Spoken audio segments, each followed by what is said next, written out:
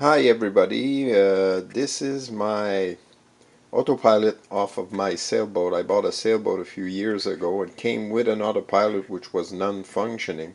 This is the ram that turns the rudder itself.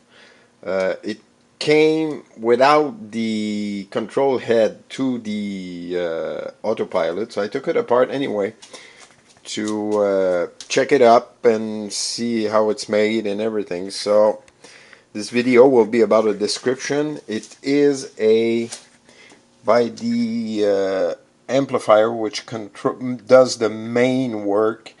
It should be a unipas a 2000A/4. This is the unit that controls the RAM and I guess other certain functions. I don't know if it works, but I connected it. It seems to react. What I'm hoping to do is try to hook it up to another type of control head. So the RAM itself, this is the section that slides out and in to turn the rudder. In the back here you have this little unit, which is a potentiometer that gives a reference to the rudder position, which is really like a volume control. This section here inside there is the gearbox, the reduction gearbox that drives this shaft here.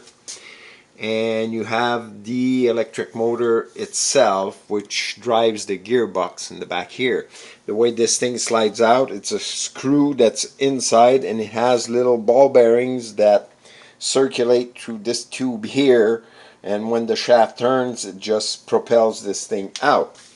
Now this over here is attached to this section here, which I'll hold up, which is really hooked up to this. And what this does, this block here is attached to the rudder itself.